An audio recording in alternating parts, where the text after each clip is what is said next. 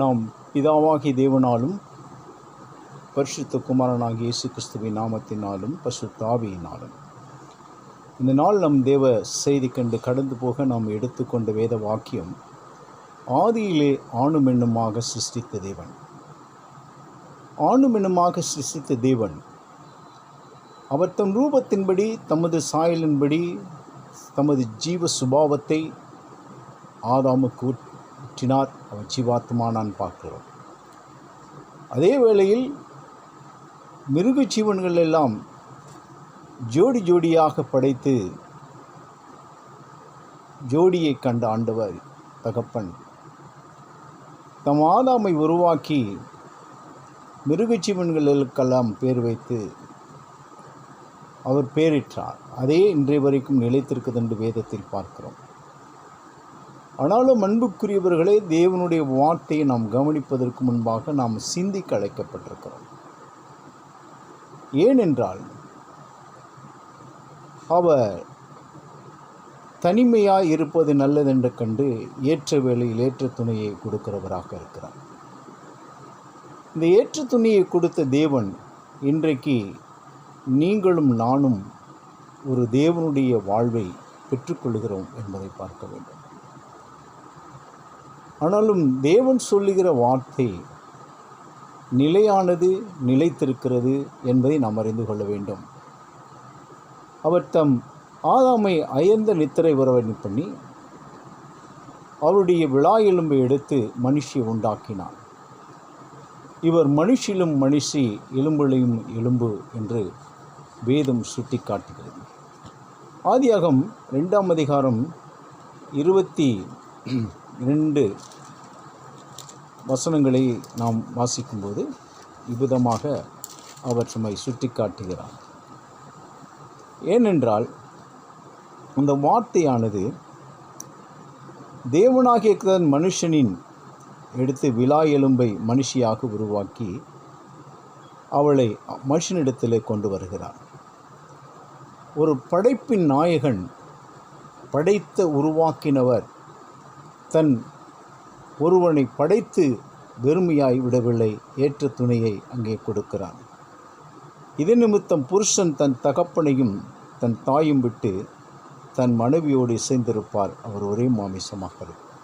கவனிங்க, இதே தேவன் படைத்தவர், இதே மனுஷனையும் மனுஷி உண்டாக்கினவர், அவர்கள் புருஷன் தகப்பனையும் தன் தாயும் விட்டு பிரிந்திருக்க வேண்டும்.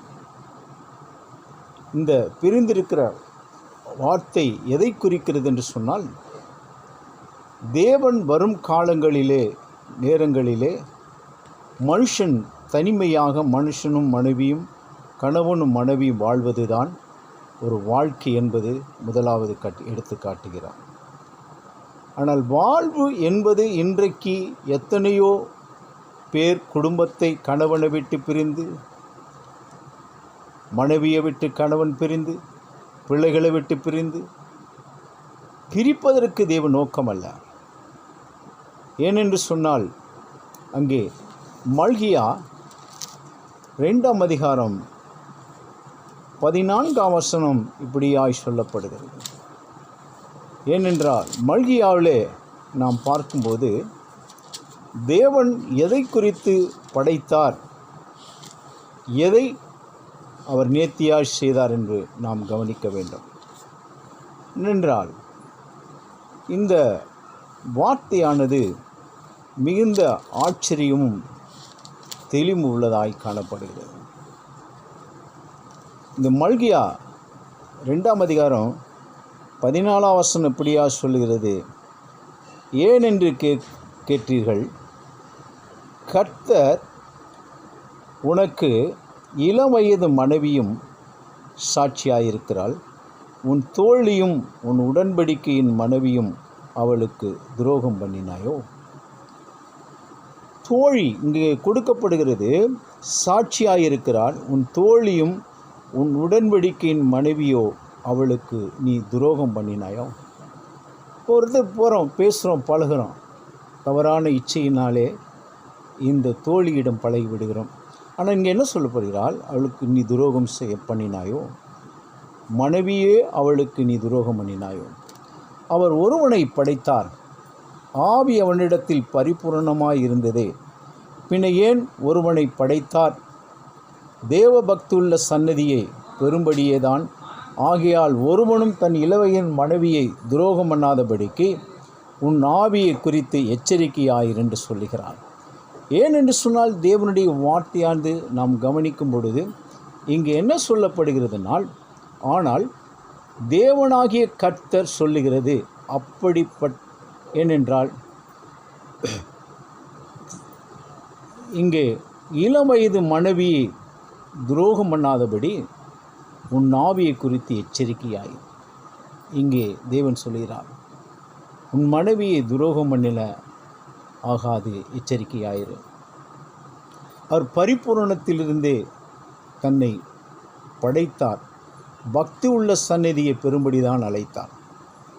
தேவனுடைய கிறிஸ்துவுக்குள் வாழும்படியான விசுவாசத்தின் நம்பிக்கை உள்ளவர்களாக, தேவனிடத்தை ஐக்கியம் பெறுவர்களாக இயேசு கிறிஸ்து என்றும் ஒரு நாமத்தினால் கிறிஸ்து ஐக்கியத்தை தேடு. இந்த வசனத்தின் பரிபூர்ணமாக இருந்து பிள்ளைகளின் ஒருவனை படைத்தார் என்று பார்க்கிறோம். தேவ பக்தியுள்ள சன்னதியை பெரும்படி தானே அழைக்கின்றார். இன்றைக்கி நம்ம எங்கே இருக்கிறோம்? மற்ற காரியங்கள், உலகத்தின் காரியங்களில் ஈடுபட்டு வாழ்க்கையை வினோதமாக இருக்கிறது. அங்கு 1 கொரிந்தியர் அப்போஸ்தலனாகிய பவுலும் அதை தான் சொல்லுகிறார். கணவன் மனைவி என்பது பிரிவதற்கல்ல, அது சேர்ந்து வாழ்வது தான் தேவனுடைய சித்தமாக இருக்கிறது. தள்ளிவிடுவது இங்கே சொல்கிறார். மல்கியா 2:14 வாசிக்கிறோம்.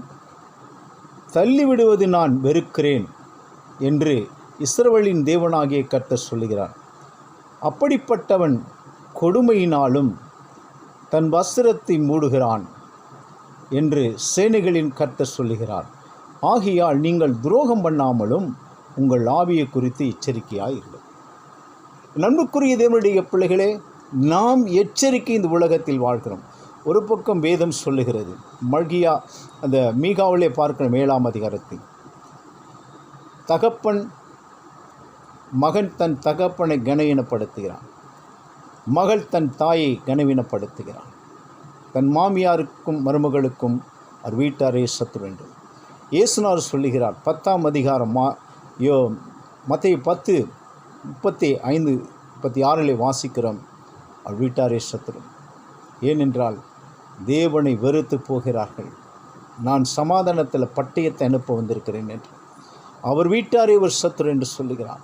நம் வாழ்கின்ற வாழ்க்கை ஏன் தேவன் அங்கே தனிமையாக இருப்பது நல்லது என்று கண்டார். கணவன் மனைவிக்குள் உறவுகள் என்பது தேவனுக்கு பிரியமானது, பிரிந்து போவதில்லை. இன்றைக்கு வாழ்க்கையில் பயங்கரமான இக்கட்டான சூழ்நிலையில் இச்சையினாலும் ஆண்டவரே பொய்யினாலும் எரிச்சலின் ஆவியினாலும் சாத்தானுடைய செயலின்படி இன்றைக்கு விலையேறப்பட்ட சரீரத்தை மற்றவர்களுக்கு அவயமாய் வைப்பது இன்றைக்கு அநேகரிடத்திலே காணப்படுவது. இந்த உலகத்தில் இன்றைக்கு வாலிப பிள்ளைகள் இன்டர்நெட்டில், ஃபேஸ்புக் மற்ற எல்லா காரியங்களும் தன் வாழ்க்கையை தேடிக்கொண்டு அழிந்து கோற்றுக்கு போகிறார்கள். இன்றைக்கு கிறிஸ்துவ வாழ்க்கையில் இன்றைக்கி கிட்டத்தட்ட எத்தனையோ ஆயிரக்கணக்கான குடும்பங்கள் கேஸ் நிலுவையில் உள்ளன. இப்படி வாழ்க்கை இழந்து போய் தன் ஒருவனோடு வாழ வேண்டும் என்று ஆண்டு விரும்புகிறார். ஆனால் ஒருவனை தள்ளிவிட்டு மற்றொருடத்திலே திருமணம் செய்து விபச்சாரம் என்று சொல்லப்படுகிறது. ஒருவேளை ஒருத்தியை தள்ளிவிட்டு மறுவரோடு விவாகம் செய்வது விபச்சார தொழில் என்று இதை நாம் புரிந்து கொள்ள அழைக்கப்பட்டிருக்கின்றோம். ஏனென்று சொன்னால் இன்றைக்கு பிரிவினை எங்கிருந்து வருகிறது என்றால் நம்முடைய ஆவிதான் நாம் எச்சரிக்கையாய் இருக்க முடியவில்லை. ஏனென்று சொன்னால் இந்த ஆவி மனுஷனை துன்புறுத்துகிறது, இச்சையின் ஆவி. ஏனென்று சொன்னால் அது சரீரம் முழுவதும் அது அவயங்களாகவே இருக்கிறது. அப்பொழுது தான் இங்கே சொல்கிறார் பாருங்கள், ஆண்டவர் இந்த வார்த்தையை மல்கியாவுக்கு கொடுக்கிறார். 2ஆம் அதிகாரத்தில் 17, உங்கள் வார்த்தையினாலே கர்த்தரை வருத்தப்படுத்தினீர்கள், ஆனாலும் எதினாலே அவரை வருத்தப்படுத்துகிறோம் என்றீர்கள் போல பொல்லாப்பை செய்கிறவனும் கர்த்தருடைய பார்வைக்கு நல்லவன் என்றும் அப்படிப்பட்டவன் பேரில் அவர் பிரியமாயிருக்கிறாண்டும் நினைக்கிறீர்கள். தேவன் என்றைக்கும் நீங்கள் சொல்லுகிறதுனாலே அல்ல. நாம் ஏதோ தவறு செய்து விடுகிறோம், திருமணம் செய்து கொள்கிறோம், மற்றவரோடு ஒரு திருமண பந்தத்தை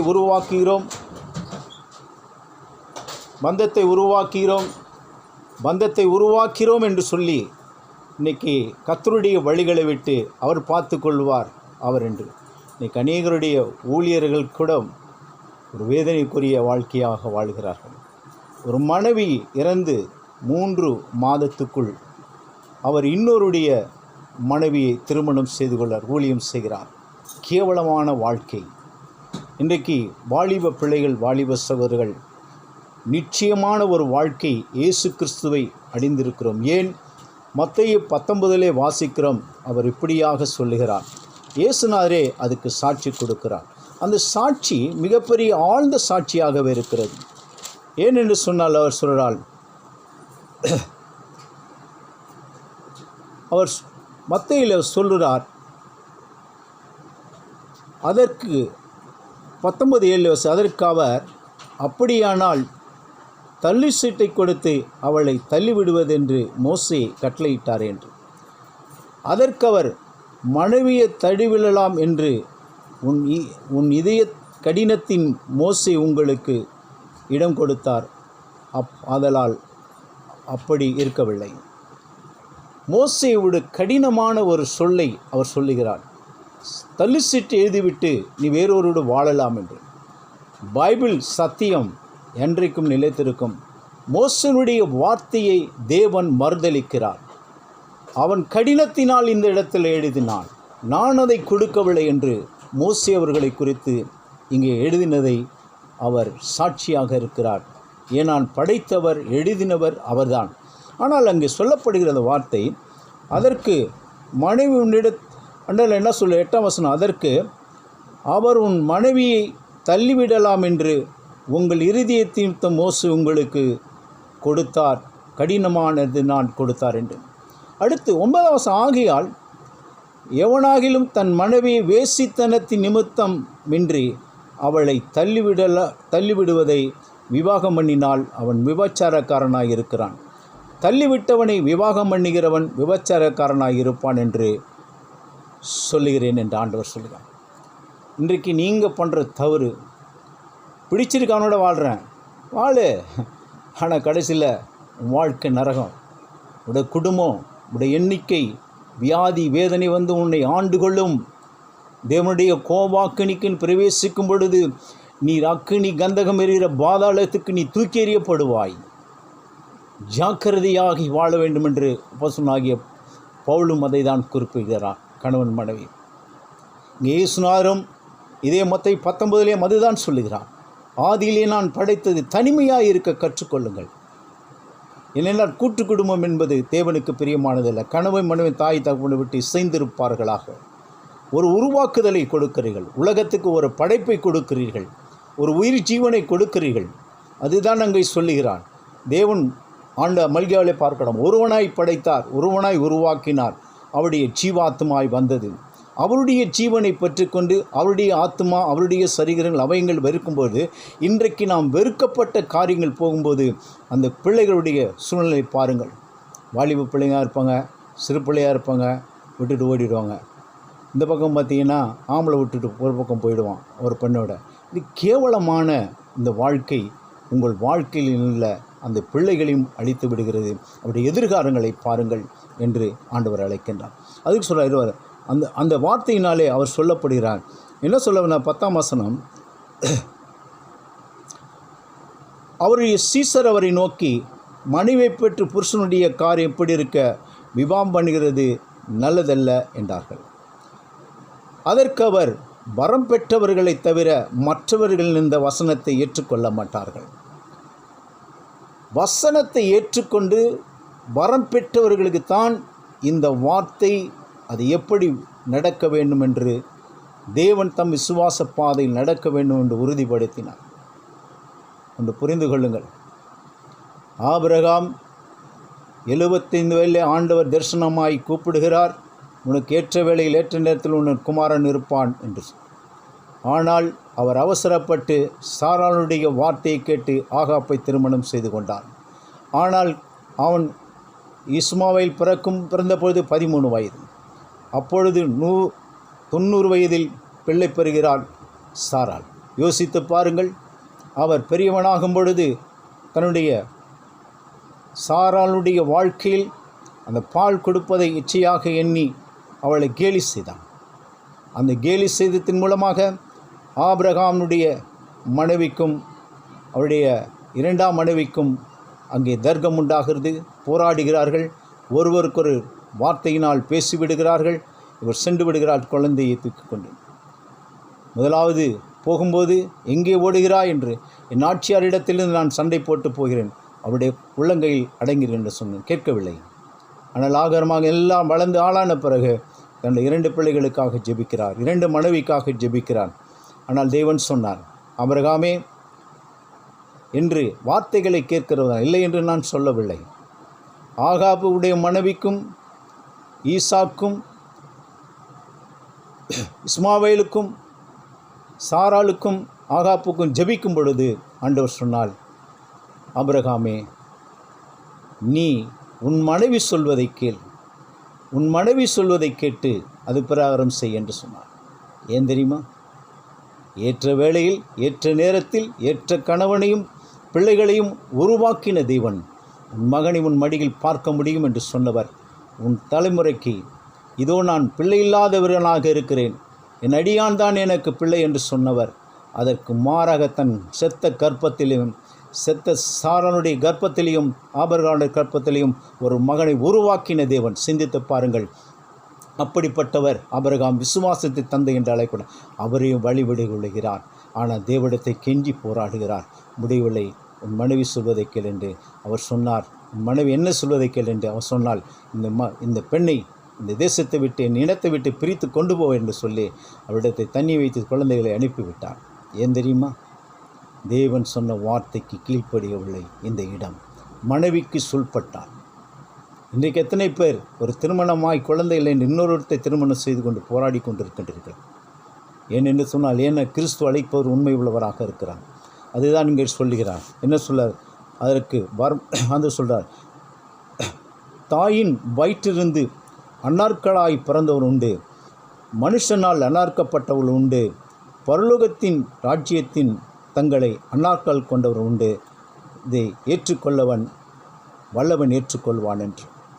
ஏனென்று சொன்னால் ஆண்டவர் சொல்லுகிறார், எப்படி எனில் அவர் ஒருவராய், இங்கே சொல்லப்படுகிறது 19 மத்தேயு 19 புருஷன் தன் தகப்பனையும் தன் தாயும் விட்டு தன் மனைவியோடு இசைந்திருப்பாராக என்றார். ஒரே சரீரமாயிருப்பார்கள் என்று அவர் சொன்னதை நீங்கள் வாசிக்கவில்லையா என்று. இந்த ஒரே சரீரம் ஒரே அவயங்களை குறித்து மத்தேயு 19 இயேசுனார் நேசிக்கிறார். என்னென்று சொன்னால், பரிசேயர் கேட்கிறார்கள்.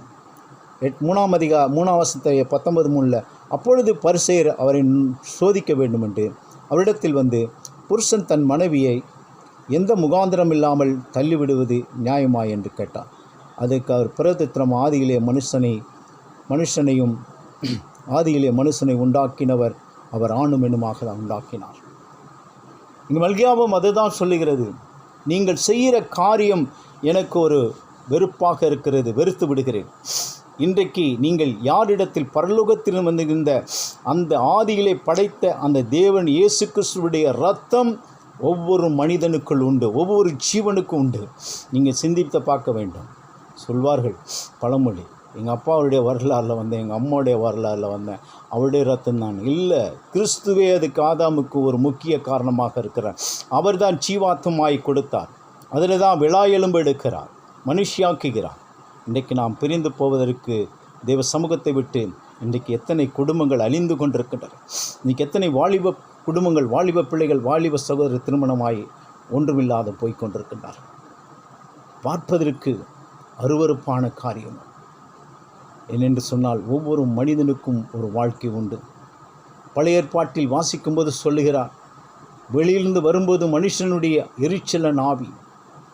பெண்கள் தவறு செய்தால் கணவனுக்குள்ள அந்த எரிச்சல் உண்டாகும். ஒருவேளை கணவன் செய்திருந்தால் தவறு, பெண்ணுக்கு எரிச்சல் ஆவி உண்டாகும். இயேசு கிறிஸ்து எல்லா இரத்தத்தாலும் கழுவி மறைக்கப்பட்டிருக்கிறார். பாவங்களை மன்னிக்க மனுஷகுமாரனுக்கு அதிகாரம் உண்டு. இன்றைக்கு நீங்கள் இந்த வார்த்தைகளை சிந்தித்து நீங்கள் ஏற்றுக்கொண்ட மனதிருந்தால் ஏற்றுக்கொள்ளுங்கள், இல்லை என்றால் விட்டுவிடுங்கள். இந்த நாளிலும் நாம் ஜெபிக்கப் போகிறோம். இந்த நாளும் கர்த்தராகிய இயேசு கிறிஸ்துவின் நாமத்தினாலும் அன்பின் பிதாவுடைய நாமத்தினாலும் பரிசுத்தாவின் துணைவுடன் யாரெல்லாம் இந்த வாழ்க்கையில் பிரிந்திருக்கின்றார்களோ, இந்த செய்தியை கேட்டுக்கொண்டிருக்கின்றார்களோ, இந்த வாழ்க்கைக்கு அர்ப்பணிக்கப்படும்படியாக மனதாக இருந்தால் என் தேவன் இவர்களை இணைக்கும்படியான பாலங்களை தாரும் தகப்பன. இவர்களை உம்முடைய கரங்களில் ஒப்புக்கொடுகிறோம் ராஜா. பிரிந்து போனவர் ஒவ்வொருவர் பேசி தம்முடைய மனநிறைவை ஆற்றிக்கொண்டு ஆண்டவரை பிரிந்து போக மனதிருப்பவர்கள் பிரிந்து போகாதபடி பண்ணுங்க தகப்பனே. உம்முடைய ராஜ்யத்தின் மகிமை வெளிப்படுத்தும் ஆண்டவரே. மனுஷனும் அன்றைய ஆண்டவராகிய இயேசுவே அதே வார்த்தையை உருவாக்கின ஆதரும் பெண்ணுமாக இங்கே இருக்கிறது வாசிக்கவில்லையா என்று கேட்கிறீர் தகப்பனே. இன்றைக்கு அறியாமையினால் தன் வழிகளை விட்டு விலகி தன் கணவனை விட்டு தன் மனைவியை விட்டு தன் பிள்ளைகளை விட்டு தன் வாழ்க்கைகளை விட்டு நரக ஆக்கினிக்கு இருந்து கொண்டிருக்கின்றார்களே, இவர்கள் அக்கினி கந்தகமுடைய இரண்டாம் மரணமாகி அக்கினி கடலை தள்ளப்படுவார்கள் என்று இவர்கள் எண்ணி பார்க்க முடியவில்லை தகப்பன. அப்படிப்பட்ட இவர்களுக்கு ஆண்டவராகிய இயேசுவே ஒரு நல்வாழ்வு தந்து நீர் ஆதரிக்கும்படியாக செபிக்கிறோம். இந்த நாமத்தில் நான் செபிக்கிற ஆண்டவரே, இதை கேட்டுக்கொண்டு அநேகர் மனம் திரும்ப வேண்டும் இயேசுவின் நாமத்தில் என்று ஜெபித்து ஆண்டவரே உங்களை வாழ்த்துகிறேன். இயேசுவின் நாமத்தில் நல்ல பிதாவே. ஆமென், ஆமென், ஆமென்.